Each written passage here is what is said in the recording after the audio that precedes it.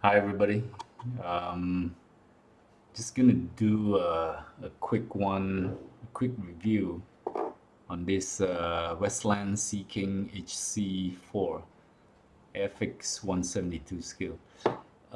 It's not gonna be an inbox review because I'm almost complete on this model, and I thought I'd just show you what, how far what I've done.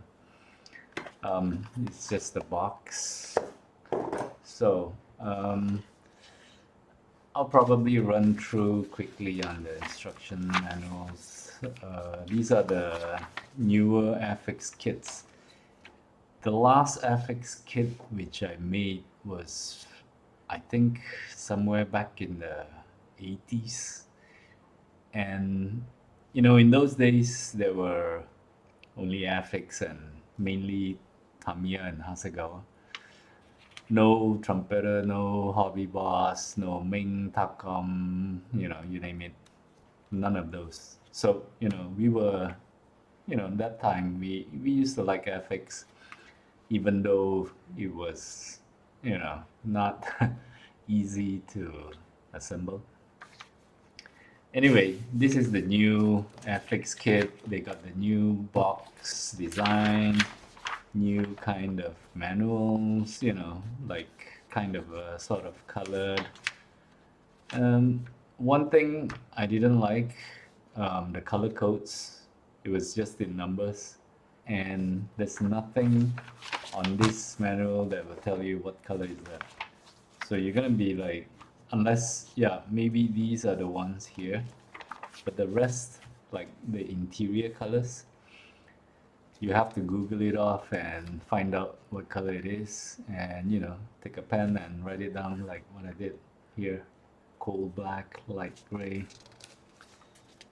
Okay, so it's a full interior, which, yeah, haven't seen FX done this back in the 80s. Well, maybe it's a trend now to put full interior for 172. Um, yeah, so, a lot of parts, a lot of drilling. It's quite interesting to see how far FX has gone with this. But the thing is, when I started building this, I found out a lot of weird things. Like, for example, when you fit these parts together, in fact, even these, look at that. The holes are square holes, and you're supposed to put that part, which is square, into there. So, that's not really gonna work. In fact, the whole design of for Airfix is like so different from other makers, like Tamiya, Hasegawa, Trumpeter. When you have these kind of connections here, all you have to do is just to have a small bump and a small hole so that it will just fit it in.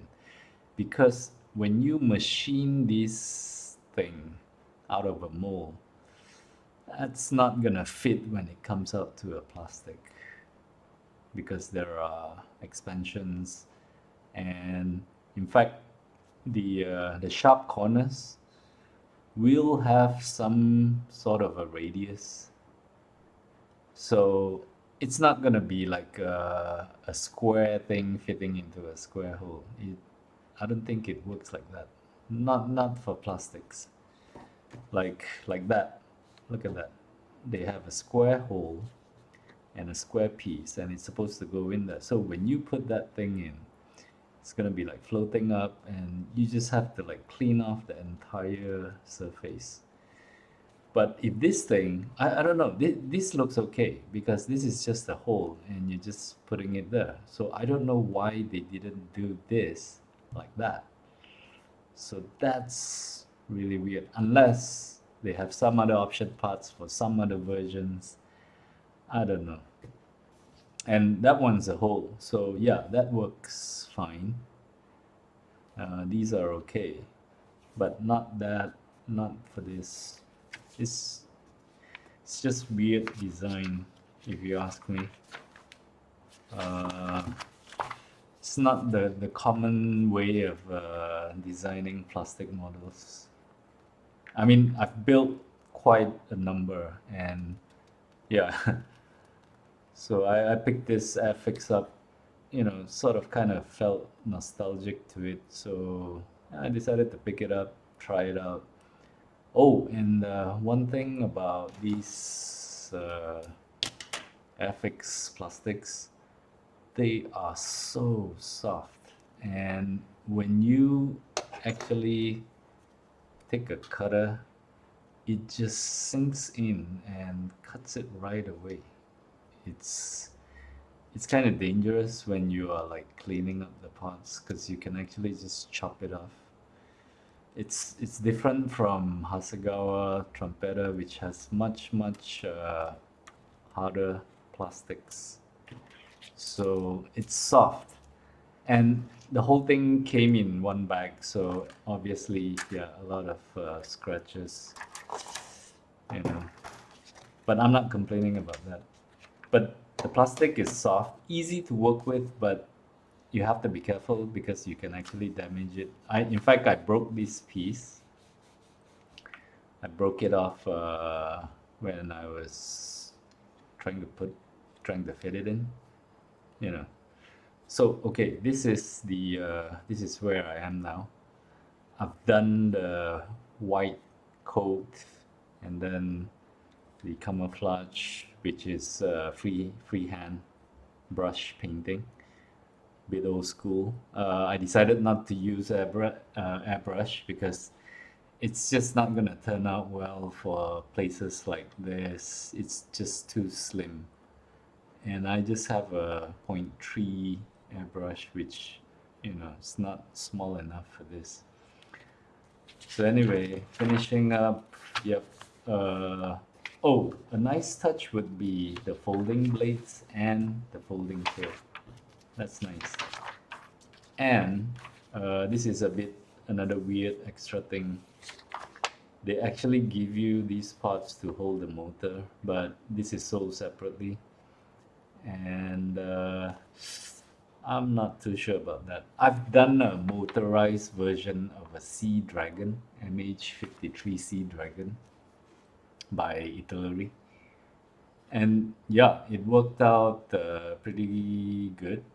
Both tail and the main rotor spinning with some LEDs, about 5 LEDs. But not for this model. And in fact, I'm glad I didn't because the plastics are so soft. And yeah, not much room for that. Yeah, these are just the way they're gonna plug in the motors. Well, they gave you that option for that, but not for the tail. So it doesn't really make sense when the main rotor is spinning and not the tail, right? So I'm gonna go to the model. Yeah, it's I've done so far. In fact, I got the I've masked off the blades. Oh, and this model did not came sagging. It was like that straight. I think I had some leftovers. You can see that it's like so straight. And I've seen many completed builds and it's sitting like that. So it just doesn't look real when your blades are so straight.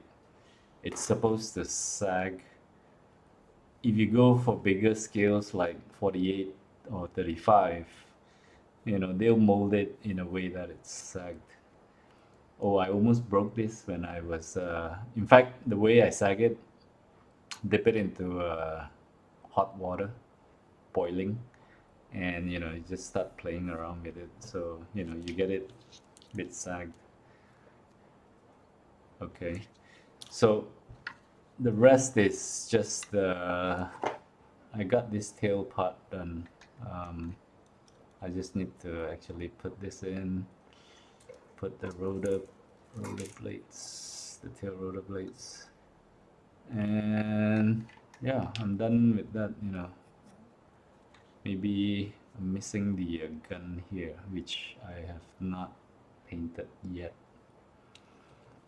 So basically, it's nice, and in fact, the decals were a little bit impossible, especially these really, really fine.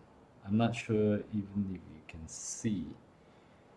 There's actually a black panel line for the windows, which I did try to stick there, but you can't really see it.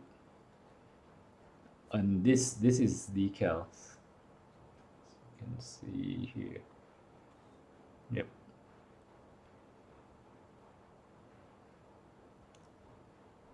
Yeah, so it's a nice model. I've built one of these for the Apollo 11 back in the 80s when I was like, what, 10 years old. So, it's kind of a good feeling to build this again.